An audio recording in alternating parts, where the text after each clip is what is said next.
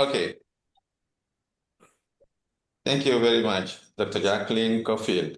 Ladies and gentlemen, it is with profound honor that we welcome today Dr. Jacqueline Caulfield, Fulbright Specialist at the University of Lomé, whose compelling expertise illuminates the digital humanities at the intersection of art, education, and culture.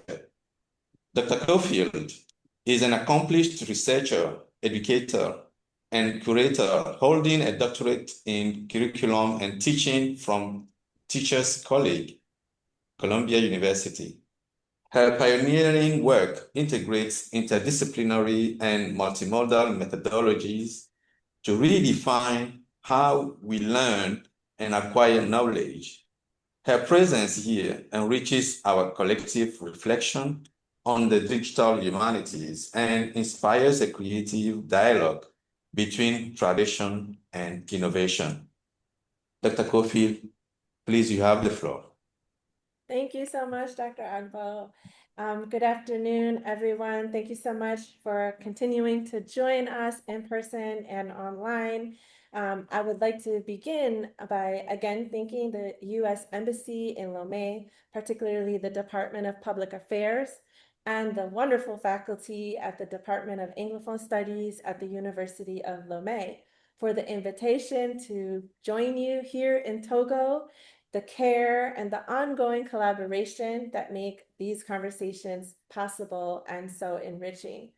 Today's session continues a very intriguing conversation we had yesterday around embodied knowledge, specifically how attention to lived experience, sensation, and the body informs understanding and participation. Where yesterday foregrounded embodied and arts-based practices, today extends that inquiry through somatic approaches that attend to how experience is held, processed, and understood in the body. It is my pleasure to introduce our esteemed guest today, Ghadeer Garcia. Ghadeer brings over 20 years of experience across entrepreneurship, nonprofit leadership, and enterprise-level work. She is the co-founder of Ally Lab, where her practice integrates human-centered design, behavioral science, data-informed approaches, and deep community engagement. Across her work, she is known for reimagining systems through collaborative planning and for helping individuals and institutions attend more carefully to experience, relationship, and participation. While Ghadeer's background spans leadership and organizational transformation, today's session centers the somatic dimension of her work, how attention to the body and lived experience inform learning, reflection, and interaction. In the context of this series, her presence builds directly on our ongoing exploration of embodied knowledge and expands how we think about method, participation, and engagement within and outside of institutional spaces. Thank you so much, Ghadeer, for joining us. Thank you so much for having me. I am so honored to be here. Thank you, Dr. Caulfield. Thank you, Dr. Agbo. Thank you, University of Lomé, and all of you who are present with me today. It is genuinely my pleasure and honor to be here with you.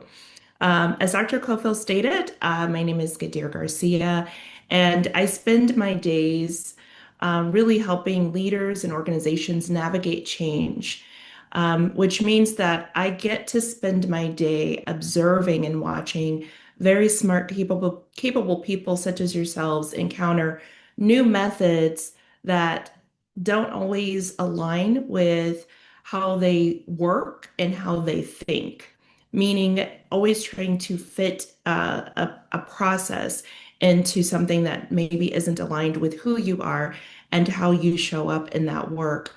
So as Dr. Caulfield said today, I want to explore somatic epistemologies, the body as a site of knowledge, as a place of much information, and what that means for digital humanities. And as she stated, I'm bringing this lens from 2 decades. Gosh, I'm aging myself, but from a lot of time in organizational learning, and also from being genuinely curious around how all of that information applies to the way that we do work. Um, so to kick us off, I'm going to ask all of us to just take a moment and center ourselves. Because we're talking about the body, we're talking about information that happens in the body, and what we do with that. Um, I'm going to ask us to take a deep breath before we get started. And as you are breathing in, expand your belly. Let the oxygen fill you all the way up from inhalation all the way down to your stomach, and expand it. Instead of contracting, expand your stomach and breathe it in slow, and then slowly count, do a 4 count out, breathe that breath out, and feel your body. Feel your heartbeat. Feel your blood flowing through your veins. Feel your feet flat on the ground. Feel yourself sitting in your seat. Where do you notice tension? Are your jaws clenched? Are your shoulders contracted? Are your brows furrowed? If so, take another deep breath and release those areas of tension and feel your body once again. Is there any other opportunity for you to release? If you're completely relaxed, I love that for you. I love that you are advanced in this already and you are ready to move forward. All right. So just to give you a preview of what we're going to talk about over the next several minutes, I'm going to share some of my stories from my practice in organizational learning and what I have observed from watching people navigate change and shift the way they show up in that change to learn new methods. I will ground that in embodied cognition research, which is just all about the science that says the body knows there's information that we carry in our body. And if we pay attention to it, it can inform the decisions that we make and how we are not just receiving external information, but we have information internally that can help us navigate all different kinds of spaces and relationships. And I'm sorry, Dr. Cofield, real quick, am I supposed to be sharing my screen for slides? Yes, are you able to share them? I do have them. Uh, Would prefer that I share them. oh, that's okay. I apologize. I should have asked before. Oh, no problem. Yeah, I take your time. do not see a share option. I believe you Oh, are. here we go. I see it. I found it. Okay, give me just a second and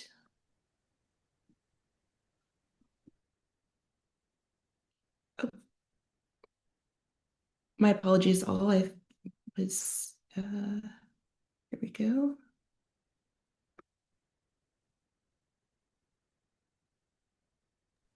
I believe it's the one that looks like the TV. There you go. Yeah. Okay, perfect. Perfect. Perfect. All right. I What is apologize. You the missed the what? beautiful opening slide. Yeah, I was gonna say let's go back to the opening slide so we can just Okay. have that on here. All right. There we go. All Yes. right. So that's what was on my screen.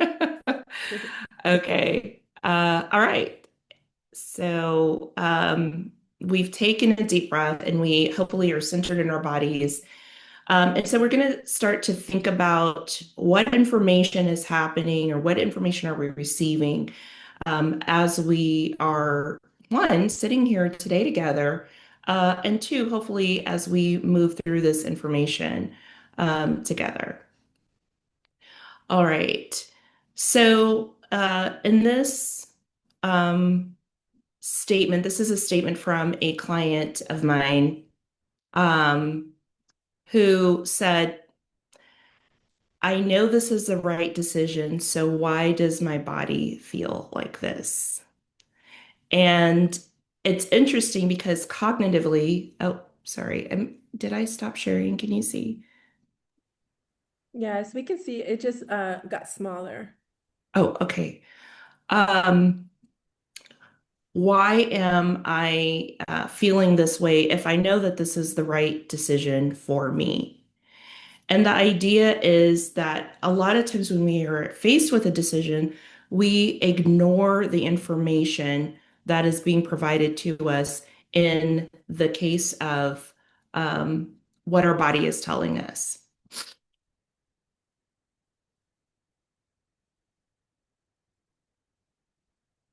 All right. So, as I was coaching this executive through a major organizational restructure, all the information that was being received was perfect. It was exactly what was needed.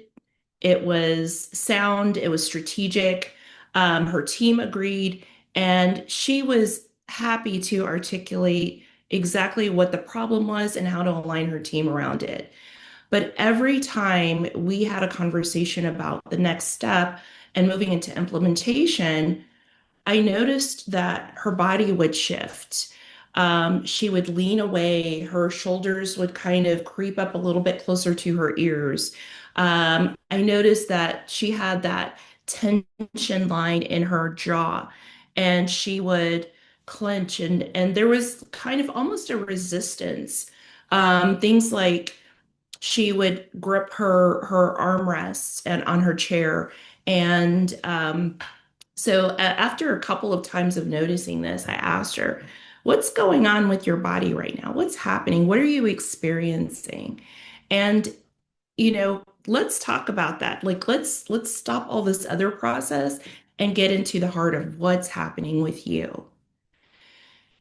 I don't even think she realized because after a while, she said, "I don't know why, but something about this doesn't feel right. It feels wrong." So we decided to sit with that. We decided to unpack what was going on in her body and why was she getting this message internally. When everything else was aligned, she had support, she had her team in place, the strategy was sound. She didn't feel right about this. So I started to help her map what was going on and where that information was coming from. Where in her body was she feeling the most tension? And what did that feeling feel like? Did it feel like panic? Did it feel like fear? Did it feel like something she wasn't able to articulate? And she said that she felt like she was trying to force something that didn't fit, like she was trying to make people into interchangeable parts instead of honoring exactly who they were and their strengths in the work. And trying, instead of focusing on trying to create a team, a cohesive team that they could work together.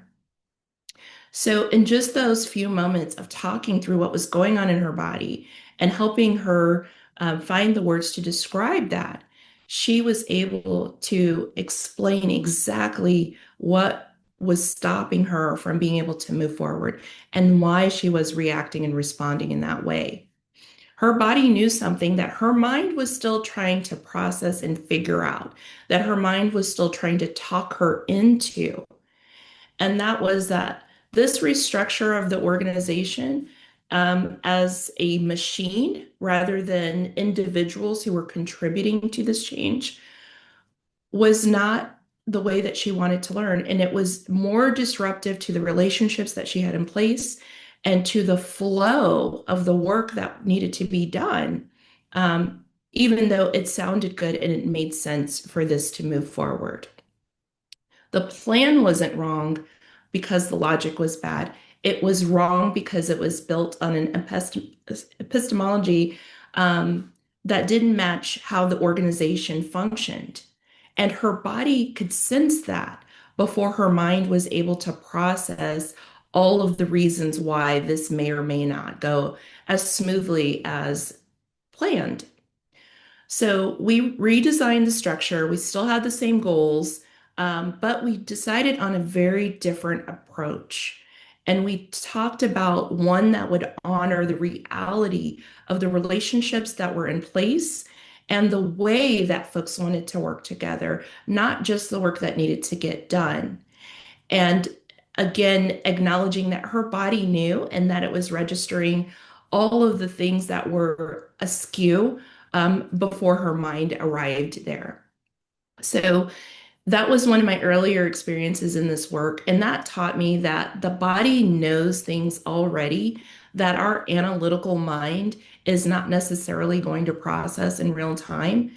And when we ignore that information that is coming to us because it's not rational or it's not professional, it's too emotional, that we are leaving data on the table. We are missing vital pieces of information that can help us be better informed leaders, better informed decision makers. And if it's not data driven, a lot of times we'll push it off to the side and assume that we'll deal with how we're feeling about it later, or we'll just get through it. Um, so this became kind of one of the foundations of the work that I do.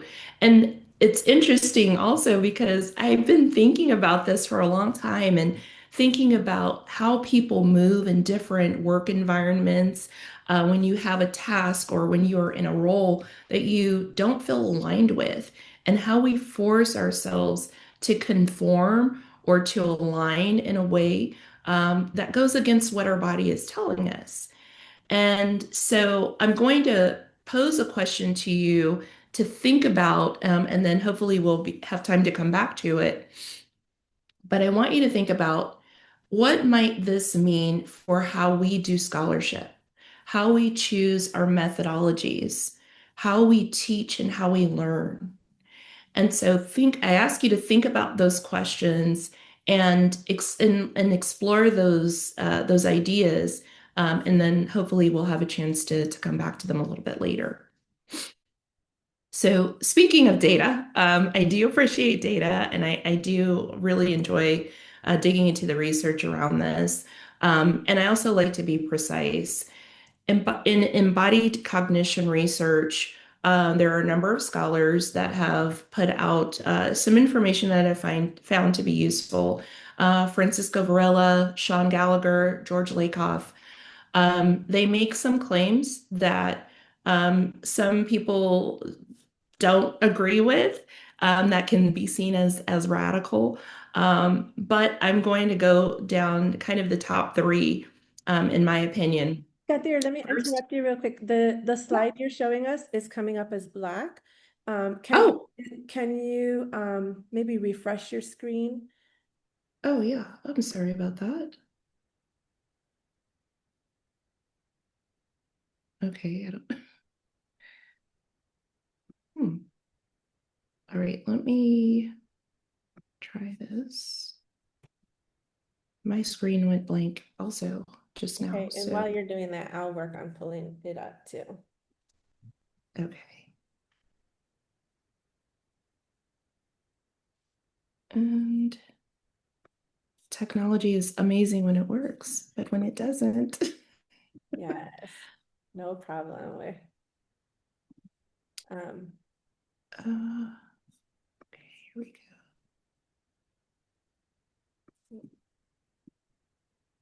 I can go ahead and share it from my. Oh, go. Oh, okay. Sorry about that, and thank you. no problem. I will just download it real quick and then open it anew, and I'll share it from my side. I just want to make sure we're seeing everything that you are referring to. Okay, so share. Oh, thank you. Sorry about I'm clearly not technologically savvy. No problem. I got you. Okay, so let me go down to the slide where you are. And I thank you. This is think the I am on slide slide number 4. you were just on this slide, right? Uh, Yeah, and then you spoke about. Go, yes. Oh, this is okay. This is the previous. the previous presentation. It's okay. I think my notes are still going to align. I have a little bit different organization of my notes. Okay. But let's go back to the previous slide. Okay. Yes. Okay. So thank you for that, Dr. Cofield, and my apologies all for the screen. No. So I was just talking about some of the researchers in this work, Francisco Varela, Sean Gallagher, and Georgia Lakoff, to name a few. And I'm pulling from them because there are three really important points, in my opinion, for me around this work. And the first is that thinking is embodied. And cognition doesn't happen in the brain and then get executed in the body. It emerges from a relationship between the brain and the body, and they are inseparable. So they're happening simultaneously. We're getting that information from our body that's telling us, how we feel about a situation. If we feel safe, if we feel threatened, if we feel stressed, if we're nervous about presenting, if any of those things are going on, our body is already telling us that. Meanwhile, our brain is providing the analytical information, and those two things are always in lockstep and happening at the same time. The second point is that abstract concepts are built from our bodily experience. They are grounded there. You understand grasping an idea because you grasp physically. You understand being up or down emotionally because you experience vertical space bodily. So this isn't a metaphor. This is really about how abstract thought is structured. And then thirdly, the body shapes what and how we can know. How we're embodied, the way our sensory capacities are set up, our individual physical experiences, and our spatial orientation help structure the knowledge that is available to us. How we observe the world around us, how we experience things, shapes how our knowledge and understanding gets structured. And all of that information comes through the body, comes through our senses. Now, one of the things that I've seen in my practice that confirms this research is that when leaders are experiencing or confronting a new strategic framework that is contradictory to how they've been thinking or what they've been taught, their bodies tend to respond before their minds do. So things like tension, that jaw tightening that I talked about earlier, um, resistance, like leaning back away from people when they propose an idea that is not aligned, or if something feels so uncertain or unfamiliar, there can be physical distance placed between the speaker, the person, the idea being presented, and the person receiving that information. And sometimes the responses are opposite. It's not always resistance. Sometimes there's excitement, there's leaning in, there's you notice expressions on people's faces when they hear something that they like or that feels more aligned. The body is already processing something that the analytical mind isn't, and all of this is involuntary. Your body responds to information just as quickly as our minds work. And again, in concert with one another. So when I'm teaching leadership development, and I introduce embodied practices, I say things like I help the learners understand the concepts by using physical movement, like breathing or standing in proximity to one another, to understand organizational dynamics, especially for people who have spent their entire careers in cognitive work. And I'll say, understand, pay attention, tap into this through your body. Like, don't always default to what your brain is doing, but now drop into your body and think about or experience what your body is telling you. And what's the difference between the information your body is giving you versus the thoughts that are going on in your mind. And I want to point out that this is not less rigorous. It's just a different mode of understanding the information. And it often reveals information that our cognitive analysis is missing, which is why it's so important for us to think about and be able to bring those two things together and help us get as much information from both of those sources as possible in order to make the best next action, take the best next action, and make the best decisions. So, what if this applies to how we do scholarship? And what if when a learner resists a method, when something doesn't feel right, we don't just dismiss it, but actually look at it as another piece of information? So moving on to the next slide, these are some of the patterns that I have observed and some patterns that I'd also like you to consider. Dr. Cofield, can we move to the next? Thank you. And also this is where it gets a little interesting. It can be a little it can be a little sticky for some folks. Number one, when dysregulation happens, learning stops. When we are in dis-ease within our bodies, everything stops in order to address that dis-ease, that dysregulation.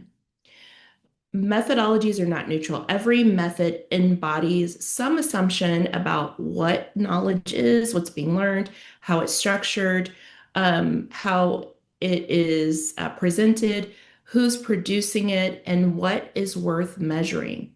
So in my field, there are methods that get positioned as rigorous or data-driven and measurable and almost given a little bit more credence and and notice. And then there are ways of knowing that get positioned as more relational, more contextual, and of course the term somatic, meaning within the body.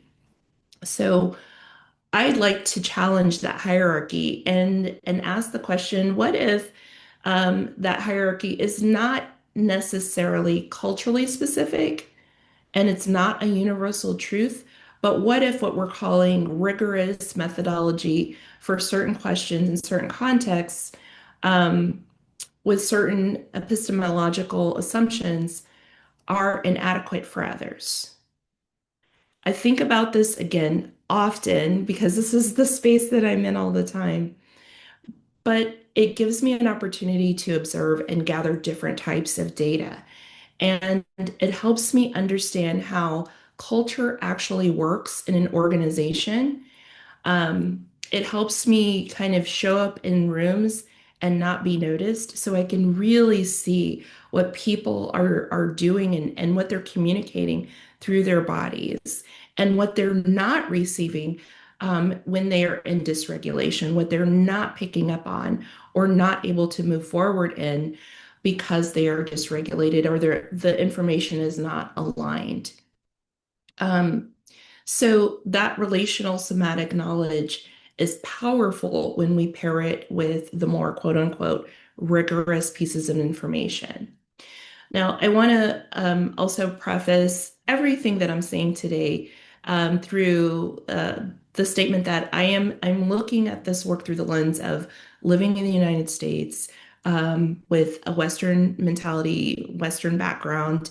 And so what I see and how I experience this work and the people that I work with may be wildly different from the experiences that you are having and the observations that you're making. So I do want to bring that up. And I have the privilege to question methods without risking my career, where some other individuals may not have that same opportunity. So I am also aware that in the space of of educators, challenging methodology can be very risky professionally. So I acknowledge that, and I want to make sure that I am not speaking out of turn. Um, I am, however, genuinely curious in digital humanities when methods are developed in one epistemological tradition. Goodness, that's a tongue twister. Um, to travel with different contexts and different traditions, what happens? Do the familiar local ways of knowing adapt to the methods, or do the methods need to become flexible enough to align with different epistemologies? Um, I don't know the answer to that, but I do think that this group can help me understand. And I also think it's a question worth grappling with as we continue to observe patterns, we continue to understand the information that is rich and available to us through somatic information and cognition. Um, so I kind of talked about this already. I'm sorry, I got ahead of myself. I will ask a couple of questions again for you to think on and for us to maybe come back to in our Q&A. But what I'm learning to notice, and again, what I'd love to get your feedback on to help me understand better, and my curiosity is as these three questions. When bodies respond before minds articulate, in any learning environment, what's going on? What should we notice, or what information can we pick up on? Where do we start with that? Where can we begin the practice of recognizing what's happening? I gave the example of noticing when someone's shoulders go up, or if they seem like they're, having to catch their breath because they're breathing shallow. How do we identify markers of anxiety or stress in someone else? We know what it feels like in our own bodies, but what does it look like or sound like from someone else? What aren't they saying? What are their word choices? That helps us note that something is going on that we may need to explore a little bit deeper. Maybe and also again, not just in the negative context of anxiety, but maybe also in excitement. Maybe when someone is really looking forward to something, what does that look and sound like? And what are the cues that we can pick up on? Um, I asked you earlier when we were doing the breathing exercise to notice what's going on in your body. And that's where I like to start is I know what it sounds like, I know what it feels like. So maybe I can apply my knowledge of what happens in my own body to begin to ask the question of the other person or to start off my observations. Two, when resistance might be epistemological feedback, I used to interpret resistance as, oh, this person just needs more training. They just need more information. We just need to refine and clarify instructions. Or maybe they're not as confident as they need to be to pursue this task or this role. Now, after spending some time and learning in this work, I ask the question, what if this person's resistance is legitimate? What if the method that I'm teaching, that I'm sharing, that I'm asking them to employ actually doesn't fit their material or their context or their way of understanding and experiencing? Um, Not always is resistance just resistance. Sometimes it's, again, this valuable information about the adequacy of the methodology or the methods that I'm asking them to employ. So, how do I tell the difference? I ask specifically, what feels misaligned? Can you describe it? And then I start to listen to whether they can articulate a genuine tension or whether it's something like discomfort or unknown because it's new. Number three, when the standard approach might not be adequate. The riskiest thing that I do in my work, one of them, is suggest that something that is established and widely used might not be the right method for that particular context. It becomes risky because it's a best practice, and that carries authority for a lot of people. And deviation can look unprofessional. It can look like it's uninformed or chaotic or like I'm being too disruptive. But what I've learned is that the most powerful work happens when we ask not what's the standard method, but rather what's the most adequate method to this specific question, to this specific role, to this specific task or set of goals. And how can we get there? How do we form around that knowing and adapt or create a method that works for that? Sometimes it is the standard method. Sometimes it ends up being what's already established. Sometimes it's calibrating and adjusting what's in place. And sometimes it's completely creating something new. So, across all contexts, I imagine that you probably encounter moments like this too when you are presenting to your students, when you are having to give information to your peers. There's probably opportunities that are being presented to you in terms of asking these questions and noticing these different pieces of information from the way that they are responding that could be addressed about the method. So, what I'm curious about is what becomes possible when we give ourselves permission to question methodological adequacy and when we take seriously the body's knowledge, those relational dimensions, and the contextual realities that our standard quantitative methods might miss. What scholarship becomes possible that isn't yet possible? And this is where I start to get excited.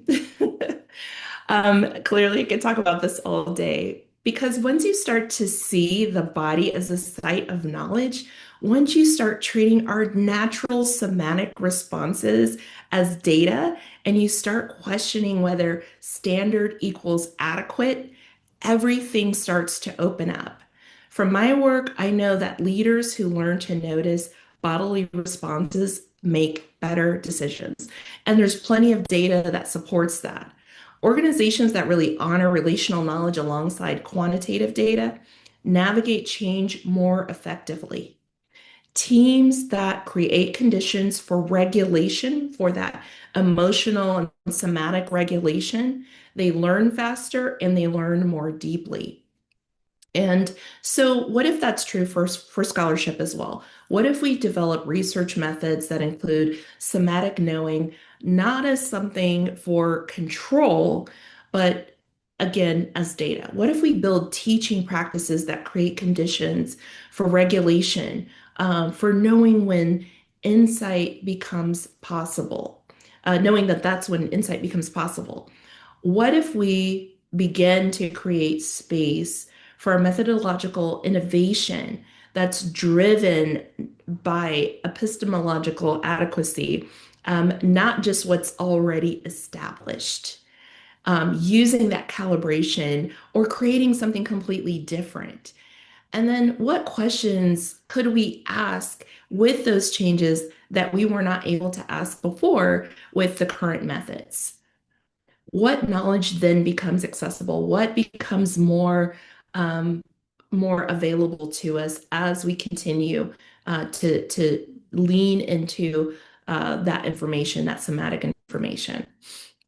So, given your thoughts again, I have lots of questions because I am a curious person. Hopefully, we'll get a chance to unpack some of that, or you'll get a chance to unpack some of that in your continued time. So I want to issue to you an invitation as we move towards the end of our time together. It went so fast.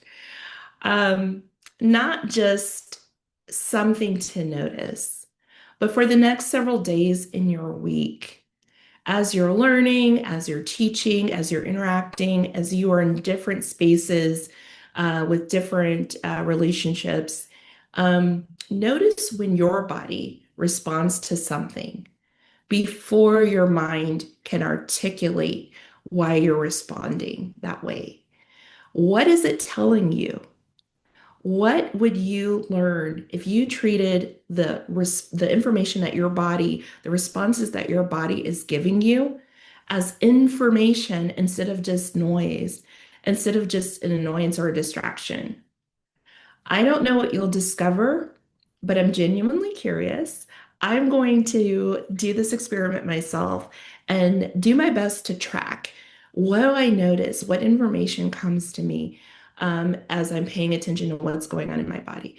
Because I think that if we do this, that we can apply this to the future of scholarship, especially in digital humanities, as people are becoming less and less focused on our humanity and more focused on AI and digital kind of just expansion in our world. If we bring that embodied practice back into our everyday lives, we can be better connected, not just digitally and virtually, but through real human means. And people will, I think we'll see a shift. I think if enough of us lean into this, we can create a shift and we can bring together the method and the material and make it aligned, make it better aligned. So that's the work. I'm excited to hear what questions you have and hopefully I can answer them adequately and do it justice. I hope this was helpful. Thank you so much, Ghadeer. I am happy to kickstart our interactive part of the conversation. I've been reading this book called African Epistemology. Mhm. You see that? It's moving. And what you were speaking to really, there's just so much. So there's a scholar, Nkulu Senga, who asserts that African epistemology comprises of four basic ways of knowing that can be separated into three categories. And so in those categories, it includes extrasensory perception, Mhm. which is something that you've been discussing with the somatic and paying attention to feelings. That is that which is beyond the visible, that is internal, and also that is intuitive and felt. When you Mhm. discuss the conversation you had with your client, and they were not quite able to name something that they knew, and so this, thinking about this extrasensory perception that is already culturally valued in, Mhm. oh, let me stop the screen share.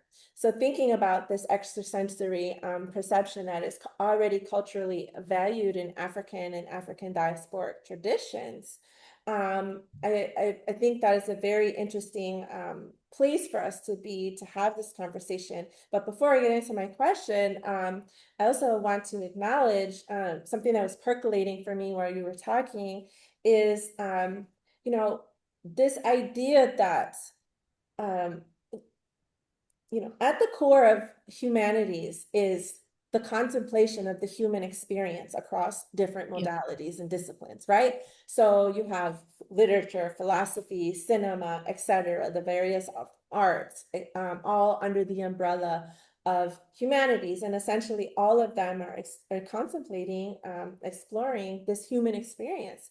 And so it's interesting when we think about digital humanities, and you've named, that there's this tendency right now to sort of be dehumanized and move away from our humanness.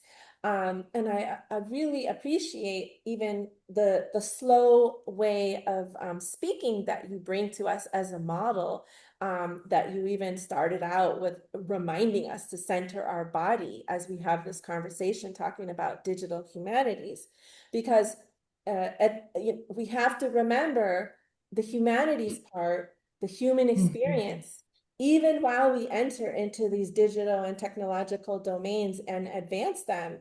And that the body, therefore, the somatic dimension, has to play a very central role in reconnecting, helping us to remember, to revise uh, uh, uh, our connection to each other, and also to ourselves, right? Our intuition, and something that in our current, and traditional academic spaces, we could say has been, we've been sort of conditioned to move away from, right? And valuing these sort of these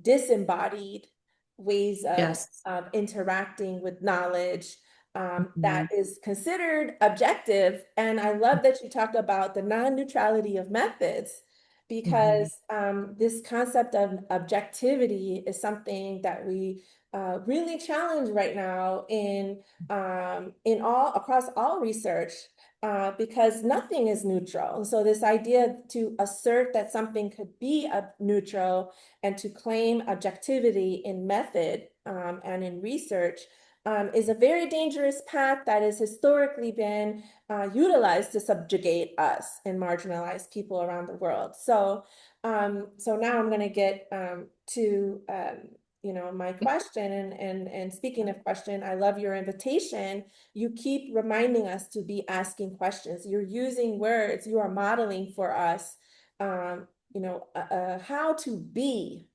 in this conversation, literally. I'm emphasizing the word to be, right? Yeah. Your Yes. presence, your way of being here in this conversation is really something that I'm paying attention to, your body and the way that you're bringing comfort in the way that you speak even to our bodies as we have a very profound conversation, and you reminding us to ask questions, which when we approach things through an inquiry base and through curiosity, we are getting back in touch with that somatic self, that internalize all the things that are internal, externalizing those questions, etc. So given that many African and African diasporic traditions already understand the body as knowledge, Mhm. even though they may not be valuing it, okay, it's something that's more uh, felt, right? And maybe not even named, and maybe Mhm. not even really valued.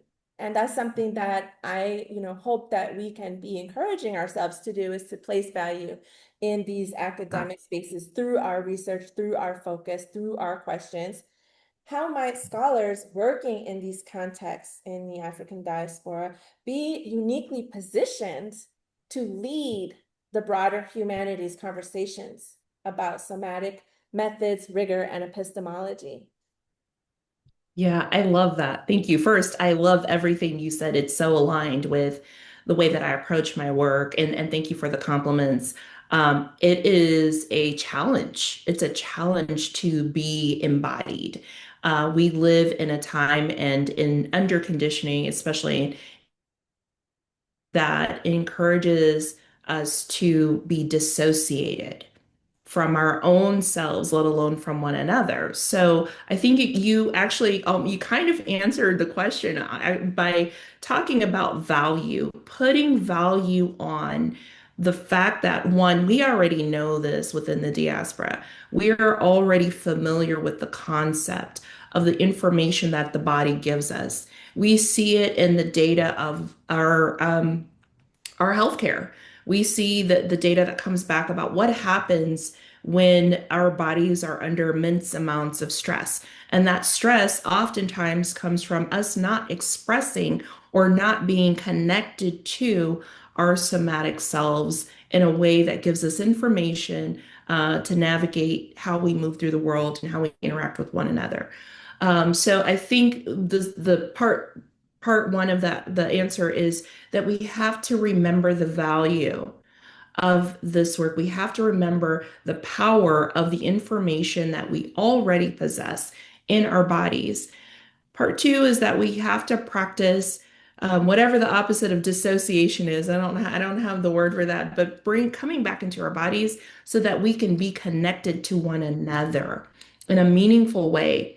We have collective consciousness, or we used to. I think it's a little bit more scattered than it used to be. Um, but we by placing value on that understanding of collective consciousness within ourselves and that duality within our community, I think it gives us um, the opportunity to also protect it. When we value something and we protect something, then that means we understand the power of it. We understand that it can be used as a tool to gain better understanding, better positioning, to develop technology that is going to serve our highest good, our best goals, versus being subjugated or controlled by what someone else deems is best for us, and thereby losing out on the opportunities that we have to be in charge of those things. So I think that's part of it, realizing the value and protecting that knowledge, protecting the power of that information. And then as we observe, as we remain in reverence to the value of it, taking that curiosity or infusing it with curiosity to the point where we are then able to develop actual methodology around it and epistemological understanding around how we actually apply it as a practice and not just a concept. I love the words that you use. You use the word protect. And I gave a talk last week about digital humanities as care work, Mm, right? As yeah, something that it can and yeah. should be care work. And when you talk about this pivot to the disassociation of our bodies and the ways that we consider that as rigor, right? Hmm.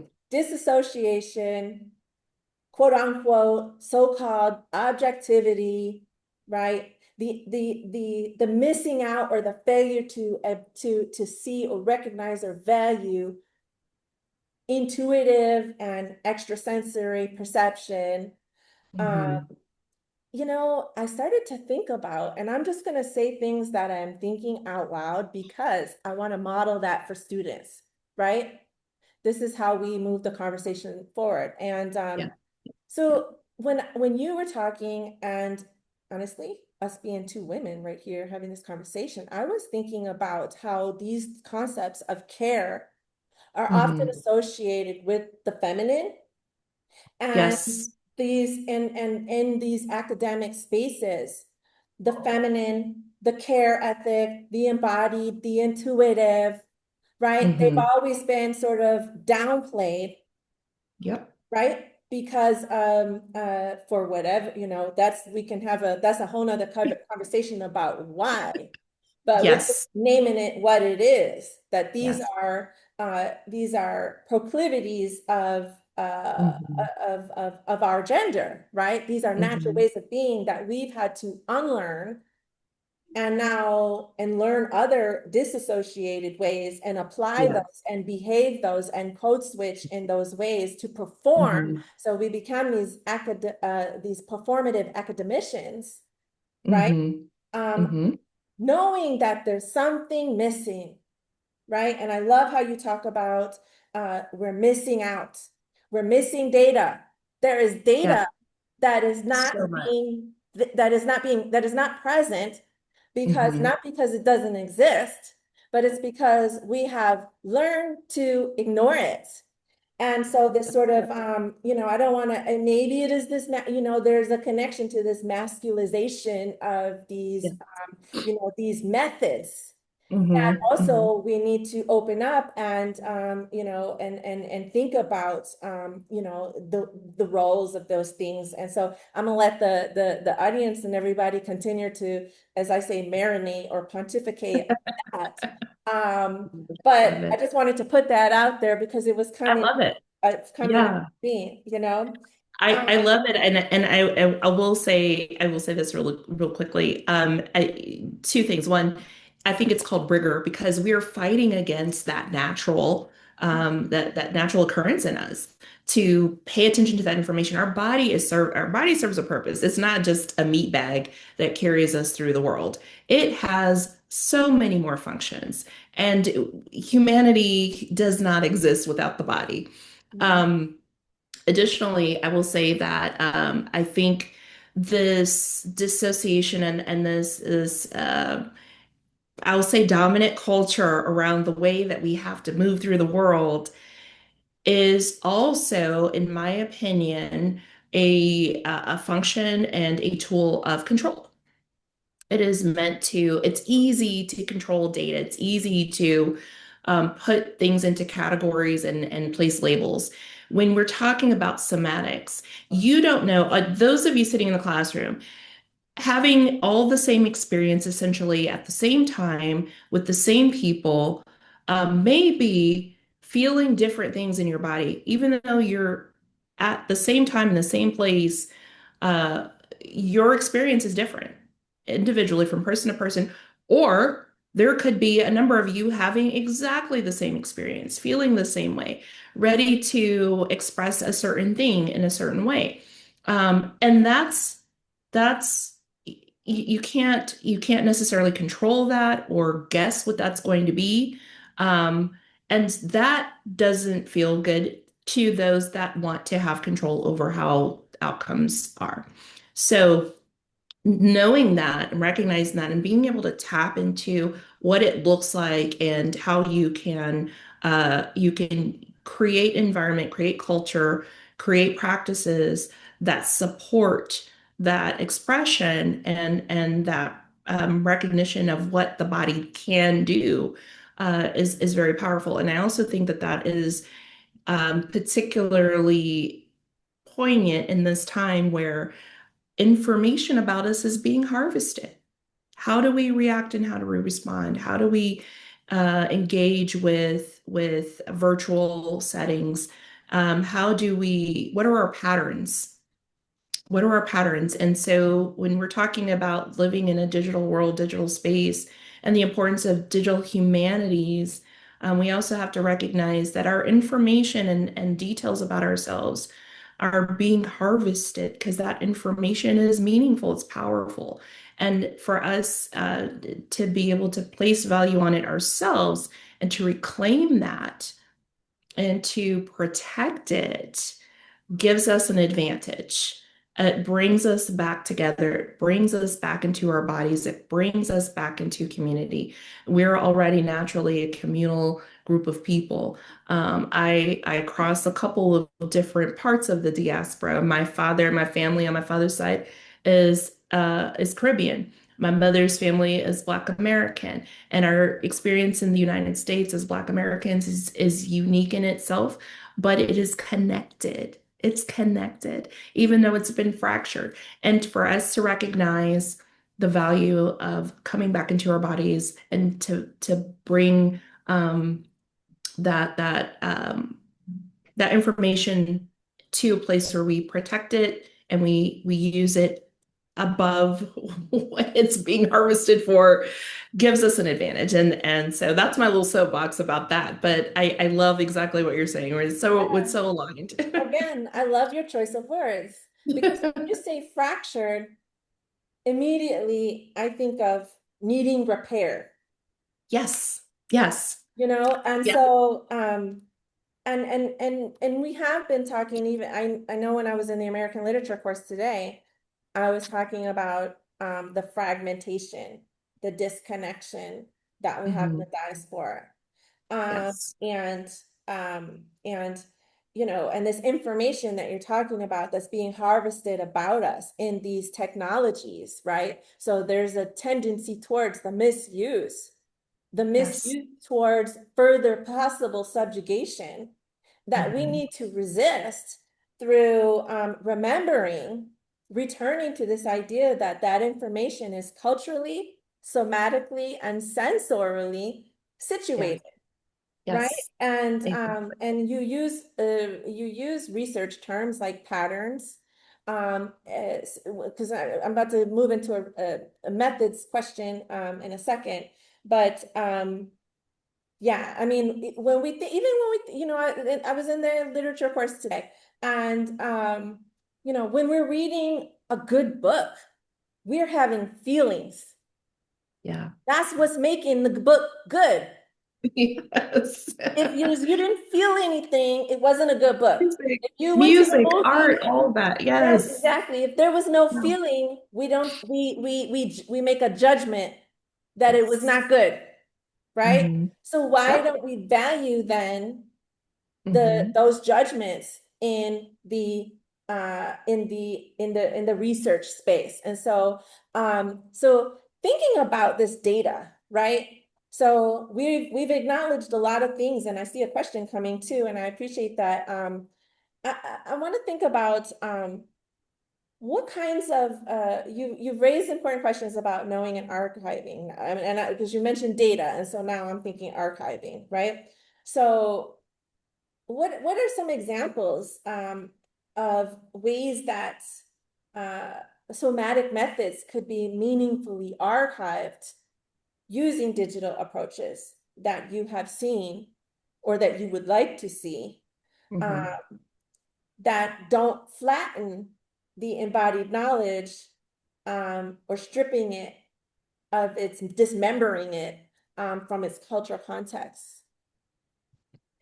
Ooh, that is such a wonderful question. I would say so. My academic background, I studied literature, and one of my least favorite, believe it or not, one of my least favorite aspects was parsing texts and digging into that. But looking back, I'm realizing kind of what you said. We had feeling when we experience something in the humanity, art, music, literature, conversation, even.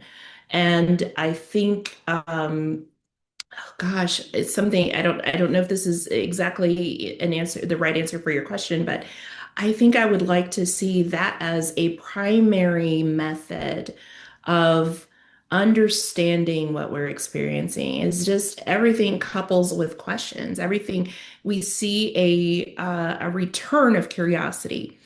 I recall as a child my mother's an artist.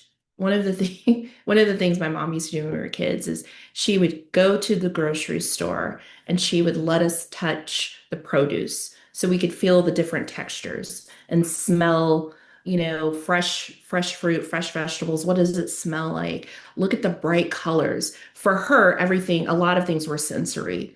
So she would encourage us to engage in the world in that way.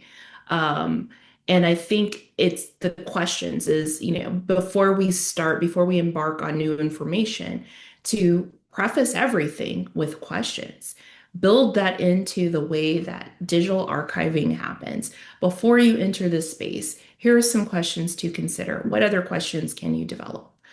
Um, as you're moving through this learning opportunity or this creation opportunity, what else do you pick up about this experience? What else is going on in your body or with the people that you're surrounded?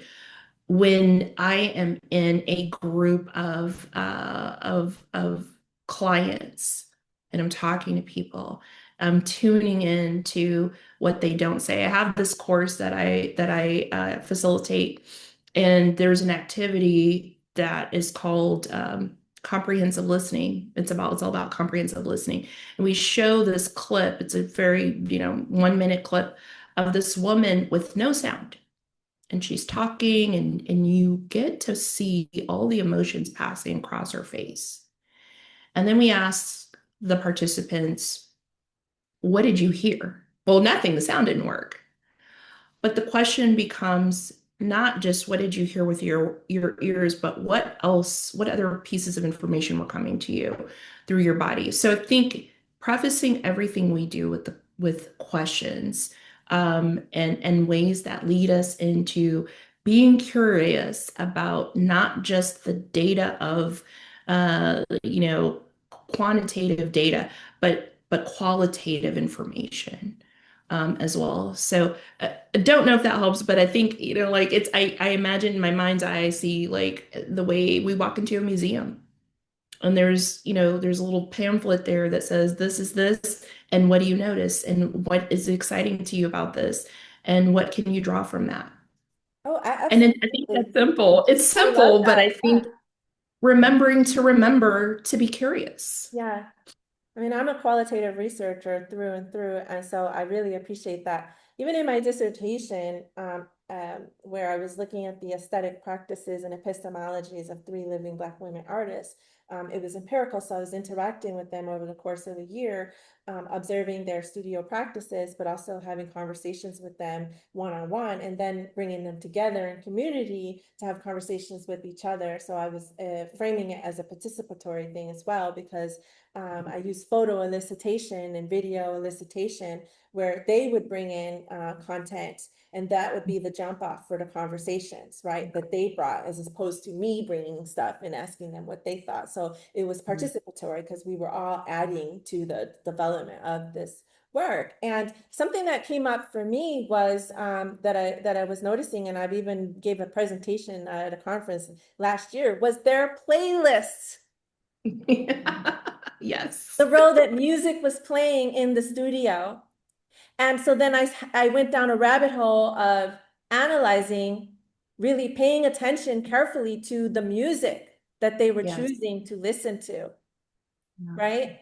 And I had, in that presentation that I did at that conference, I told, as the people entered, I said, for the first 10 minutes, and I wrote it on the board, I'm not saying anything. This is this part of my presentation. We're having a listening party. They didn't know what was going on, but we were listening to, I had selected certain songs from each of the three artists' playlists. So I asked them to just listen. I didn't want to insert myself. I didn't need to start with my voice, with my perspective, my questions. I wanted to even observe myself, how they were experiencing this playlist. So we were listening, and then I had some prompts on the board, and I asked them, when you feel like it, so feeling, and I was paying attention to when they felt like it, right? Like what song was on, what was being said in that song. And when they feel like it, I said, I wrote, because I didn't speak, go to the board and write, a response to any of these questions.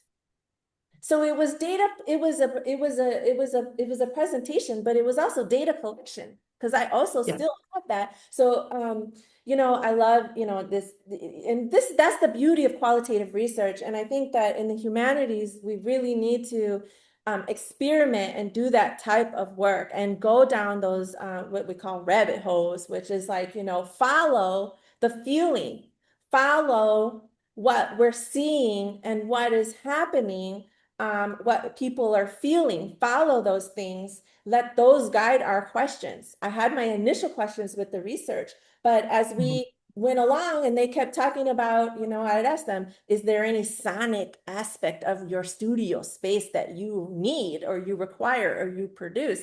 And they all had, well, I had this playlist, that playlist. And I'm like, oh, can you share the playlist with me?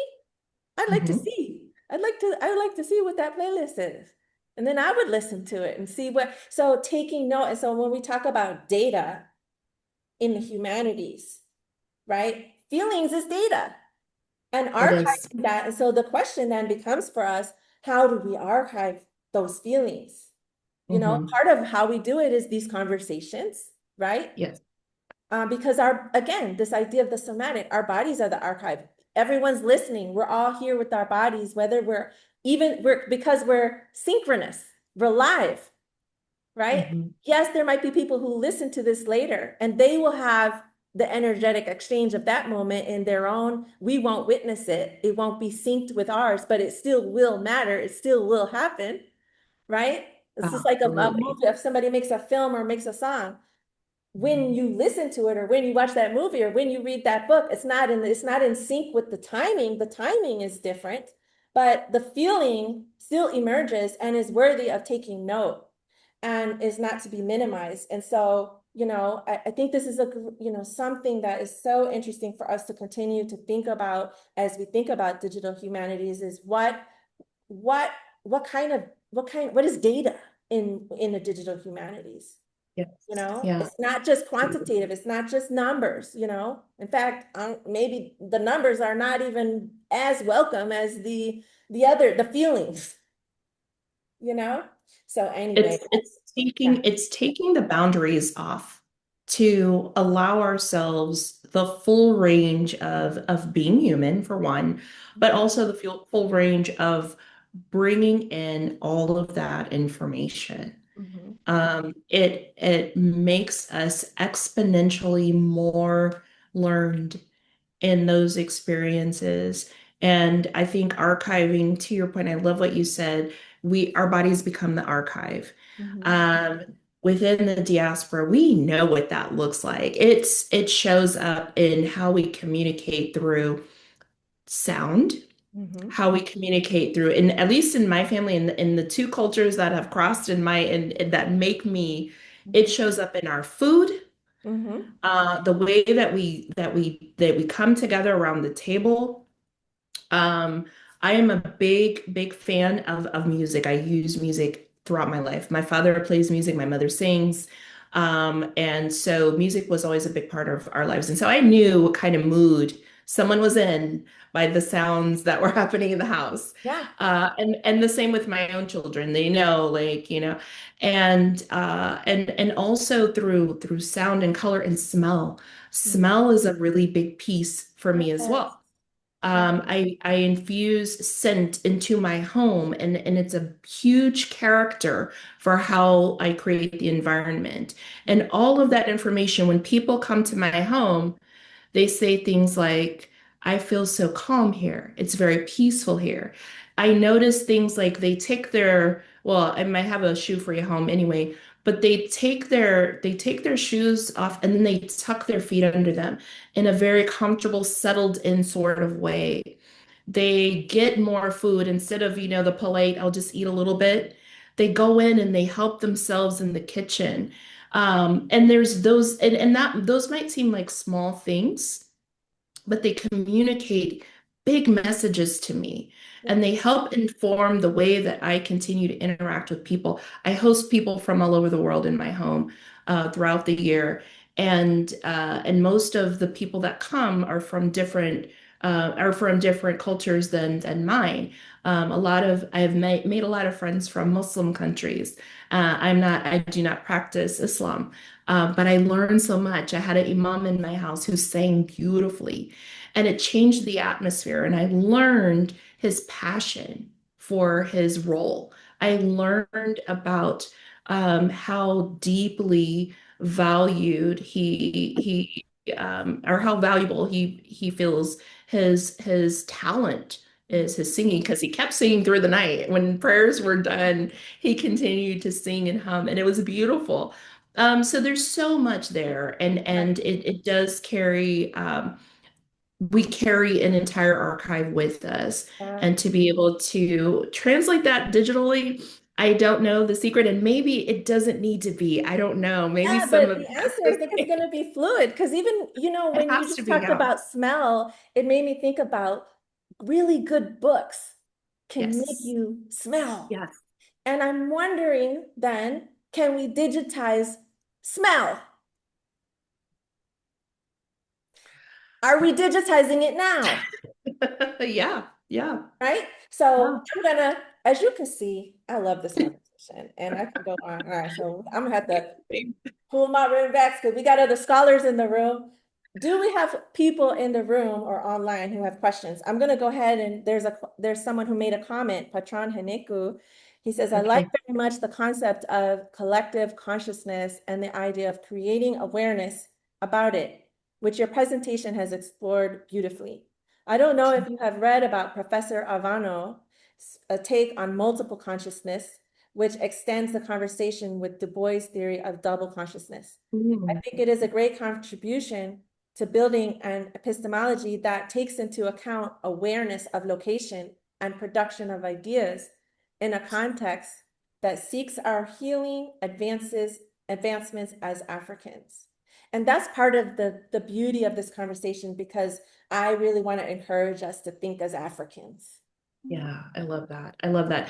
To answer, I have not read Dr. Ivano's work, but I just wrote it down and I will be looking for it later this afternoon. So thank you for sharing that. So do we have questions online or in the room? What questions? What's coming up for you? What feelings are you having?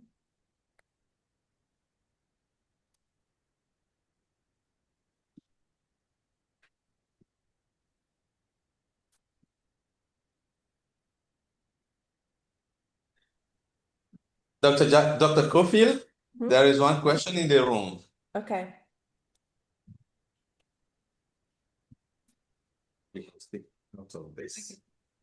I would like to know if there is any ethical limit to asking the body to perform knowledge, especially in academic setting. She said, Could you get the question? Say it again, please. Is there any ethical limit to asking the body to perform knowledge, especially in academic setting? Okay, just so I understand, is there any ethical limit? Ethical limit. Ethical limit to asking the body to perform knowledge in an academic setting? I would say yes, you have your personal ethics. Because if you're forcing, and certainly there are outliers, there are situations in which we maybe don't have as many choices to decide those sorts of things. I would say yes, that there are personal ethical limits to performing knowledge in an academic setting.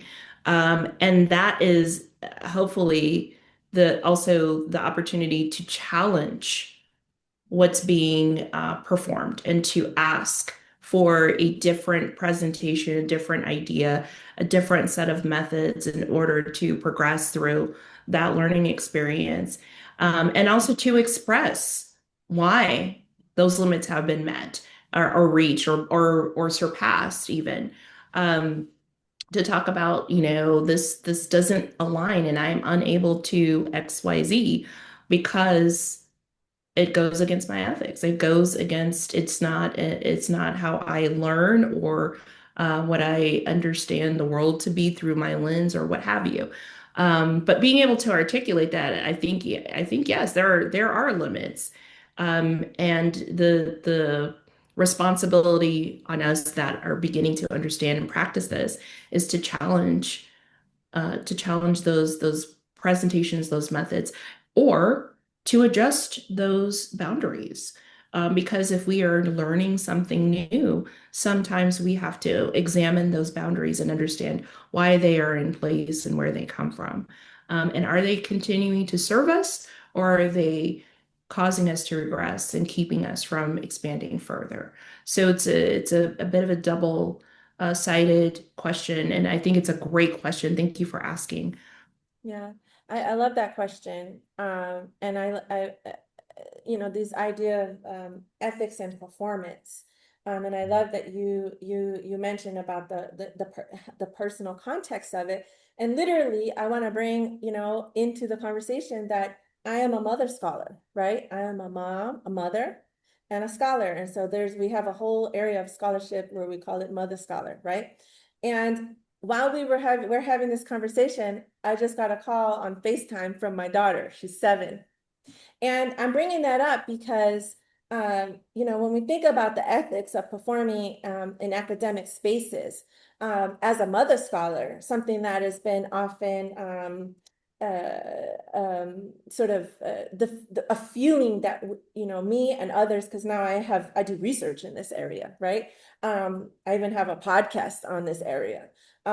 Is hiding, right? Is hiding or making visible, deciding what parts of ourselves to make visible, or feeling the need in the academic context to hide parts of ourselves, right? And so even that relates to that double consciousness, that and so as a mother scholar, there's this sometimes, it's like, do I take the call while I'm hosting a Zoom discussion, a panel, right? And I did take the call. While you were talking, I held the phone here so she could see and hear mommy in the middle of a conversation. I didn't have to stop and say, I'm in a conversation, because she could see that. I want her to observe it. And I didn't have to perform or anything. And, and so I think that is, that was what was coming up for me when you asked that question. I was literally having like this ethical moment where I had to decide, do I ignore my daughter who's calling me, who's 7 years old, in a different time zone, and her mommy is all the way in Togo? Or do I take the call and figure out a way to manage that? And it was very personal what I decided to do, just as you said, Ghadeer. Thank you. Yeah, thank you. That's so real. That's so real. And every situation, every relationship, every context, and that's the thing, context. There's so much context and subtext that we have to examine and make decisions around. And our body will tell us a lot of information. Our body will give us the answer, whether we like that answer or not. We will know if we tap into that. Yeah. And for me, it was great because she got to see what I'm doing, what mommy's doing out here in Togo. And she Love just, it. she stayed there, she stayed silent, and she just watched the car, and she listened to you talk. And then eventually she decided to go ahead and get off and send me a message. I love it. I love But she it. was a witness. She shared a moment with us. Yeah. And for me, ethically, that's important to me. Absolutely. Yeah. And kind of going back to the archive conversation, that is one way, although it's not digital, that is another way that we carry that information.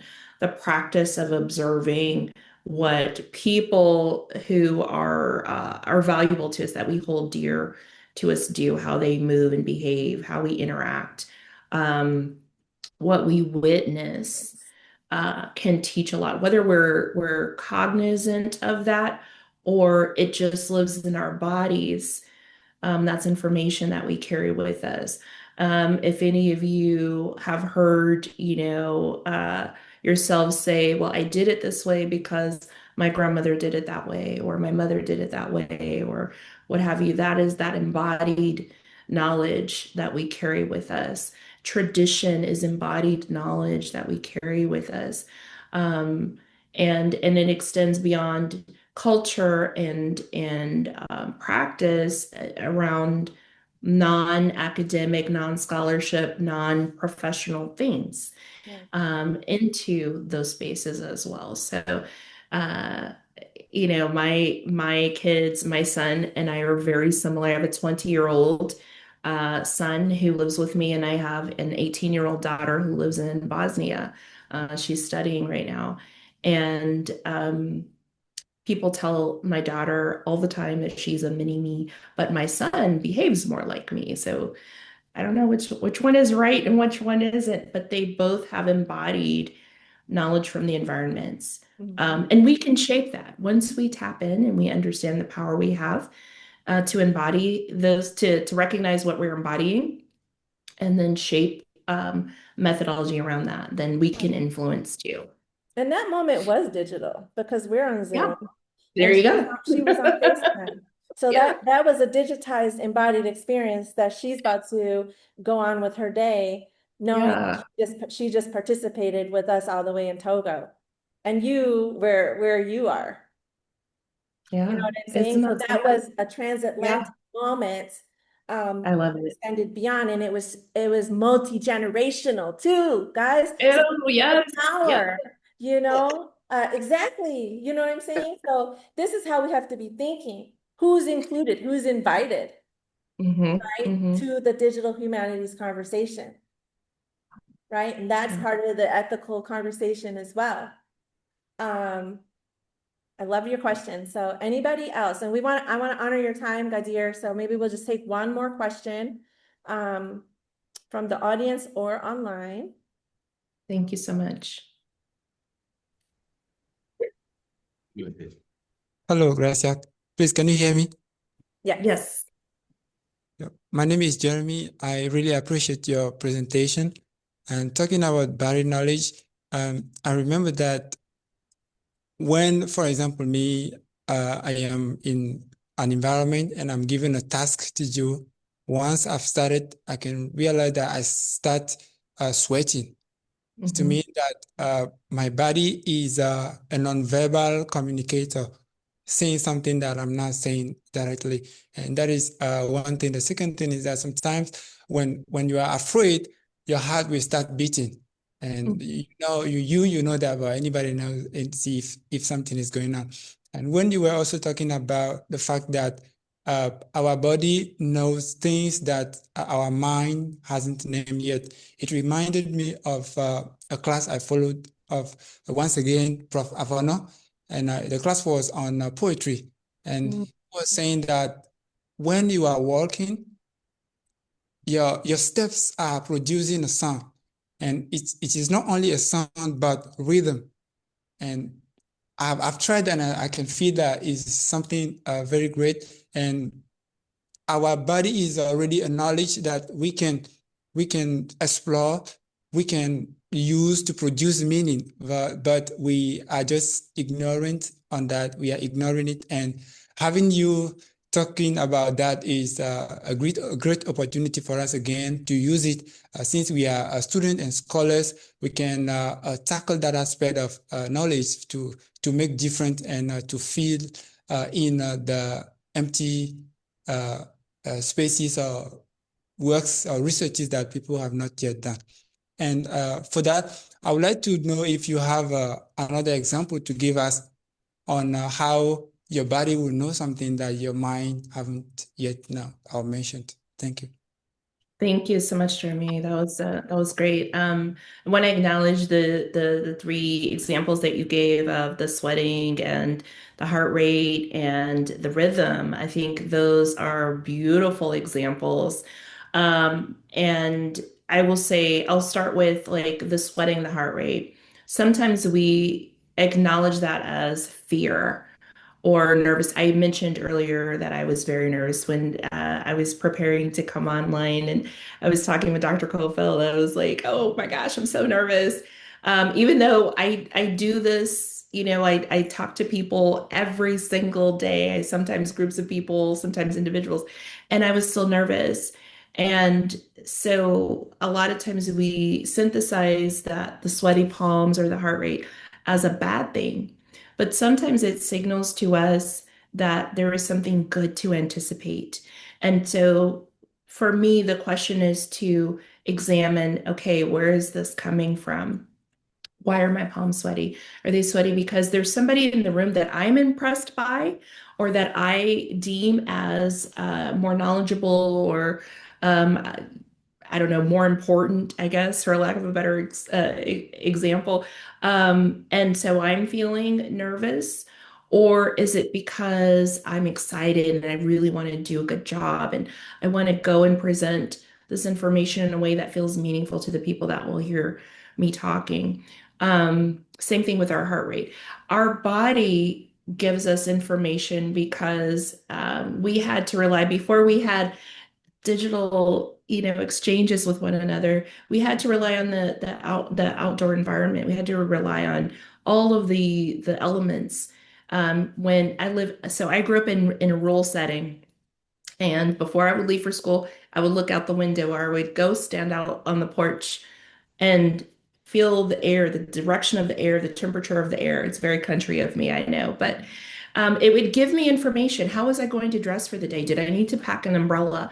Did I need to prepare for after school, rain or it was going to be really hot and so I needed to wear layers so I wouldn't be so uncomfortable through the day. Um, So those are just small examples of how our body tells us what's going on and gives us the opportunity to ask the question. And that's the point that I wanted to get to is what is the question that we can then ask when we experience something, when our jaw is tight? I tend to frown when I'm in deep thought, not because I'm angry or frustrated, but because I'm focused in my mind, I'm focused in my, so people go, oh, I don't want to bother you. When really the question could be, are you okay? Is there, what are you thinking about? What, you know, is there something going on? Is there something that I should know? So instead of just dismissing our observation of a bodily response, hopefully now with this practice, and over the next several days, as I asked in the presentation, we will start to track what questions can I ask about what's happening with my body? What else can I determine from this information that my body is giving me? Um, I'll give a quick story. My ex-husband and I used to drive to work together because we worked a few blocks away from each other. And some days I would be staring out the passenger side of the window and kind of doing this with my thumb, with my hands in my lap, just kind of twiddling my thumbs. And this one particular time, he was driving and he reached over and he put his hand over my hand and he said, "What's on your mind?" And I said, "What do you mean?" He said, "I know you're worrying about something. What's going on? Talk to me." And I said, "Well, how did you know?" And he goes, "You only do that when you're pondering something, when you're trying to make a decision, or when something's bothering you." And I was blown away by his observation of that small detail. And I didn't say anything. I didn't bring him into an argument or conversation about anything particular. I just sat and had this, series of thoughts in my mind as we drove to work. And he picked up on it. And so then we were able to have a conversation, find a resolution. It was a work-related topic. And he gave me some great advice, and we moved on. So that is a way that we can use the information our body gives us to ask a different question, to be curious about the information that we're receiving.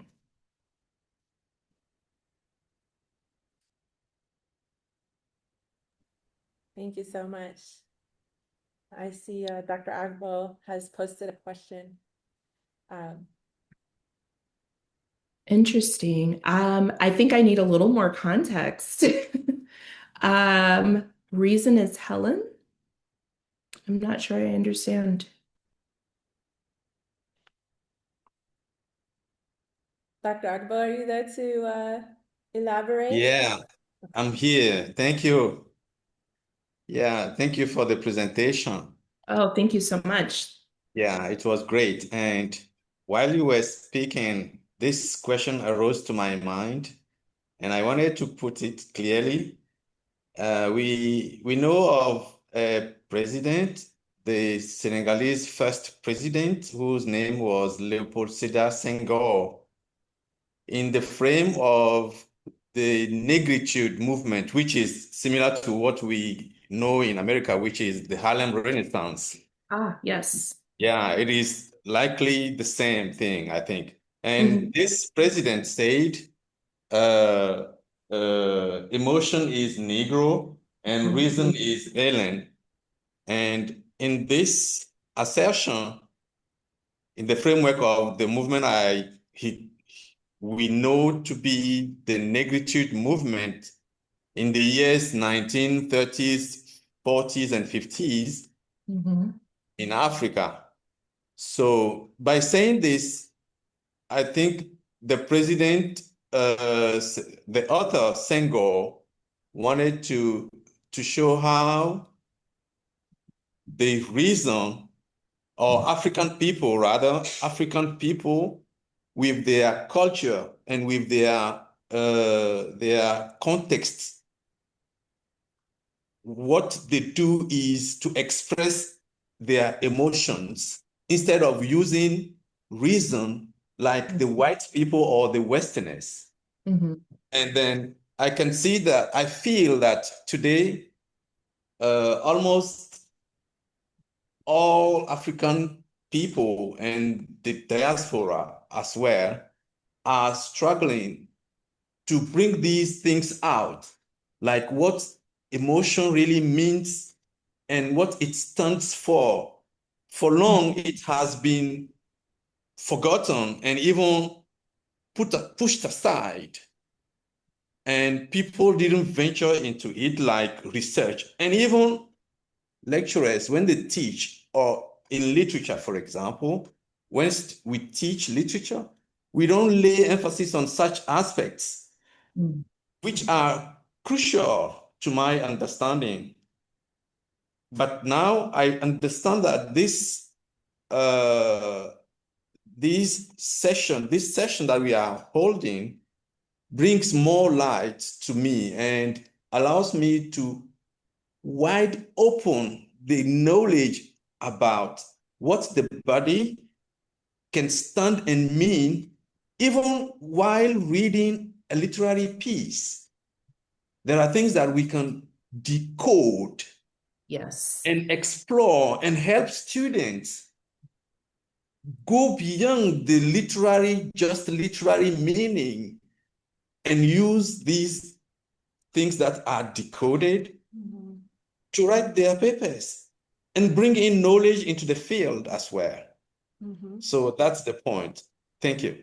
Yes, I love that. Thank you for bringing that. I'm going to do some more reading. That is beautiful, and I completely agree. Completely agree. I think also that we see that our way of being in the diaspora, though we are struggling and fractured in some ways, our resilience to me is an example of us being able to tap into our bodies, to understand the information and the technology of our somatic selves in such a way that we have been able to survive, thrive, navigate, recover, recuperate, and continue.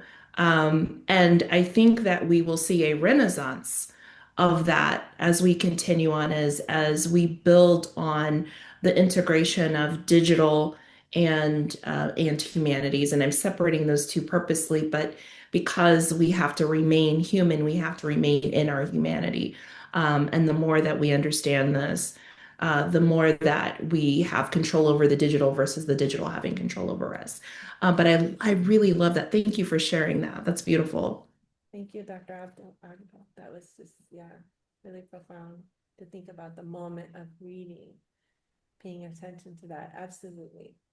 Okay, so we have one last question, and then we will close. Do you want to read your question, Fo Koku?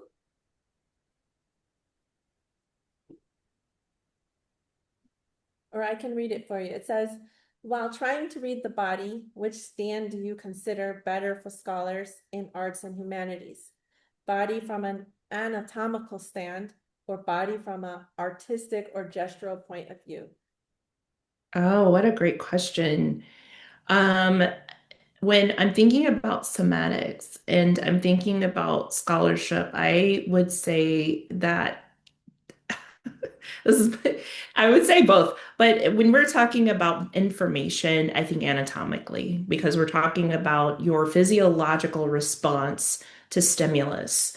We're talking about when your heart rate increases, or when your jaw clenches, or when your shoulders relax and you feel safe and you're at peace, or when your breathing slows and you're able to articulate your thoughts well versus all of the blood rushing to your fight or flight area of your brain, your amygdala, instead of your higher functioning part of your brain. So I'm talking more anatomically, but I really love the consideration of posture and our gestural art with the body, because that also communicates something. It definitely I'll use romance as an example. Ways that we communicate. As a woman, one of the ways that women tend to communicate with our interest in someone romantically is by the exposure of our neck. If we touch our neck or if we lean our heads a certain way, we are communicating interest, we're communicating vulnerability. And so the posture of an elongated body posture of our neck being exposed is also communication. Even though it's not necessarily a feeling per se, it is a signal, it is information that is being communicated about a feeling that we are having. So I think there's a place for both of those, but I was primarily talking about the anatomical in these examples. So thank you for that. That's a great question. Yeah, I mean, we could go on and on and on. This has just been so, I mean, thank you so much, Ghadeer, for this Thank really, you. really meaningful conversation in this speaker series. I'm really grateful for your presence and for your time and patience with our questions, and which is really just our interest. I love it. So as we close, today reminds us that methods are not neutral and that the body is a site of knowledge, not separate from cognition, but central to it. Somatic awareness shows us that sensation, affect, and even extrasensory perception carry information. When we ignore this, as Ghadeer says, we leave data on the table.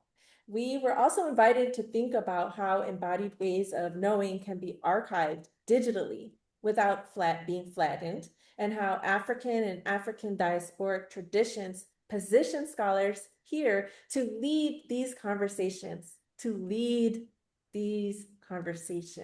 the humanities. I hope we leave today thinking more expansively about rigor, method, and how knowledge is recognized and practiced in our academy and in our community spaces. Thank you all. Thank you all so much. It was my pleasure. Enjoy the rest of your evening.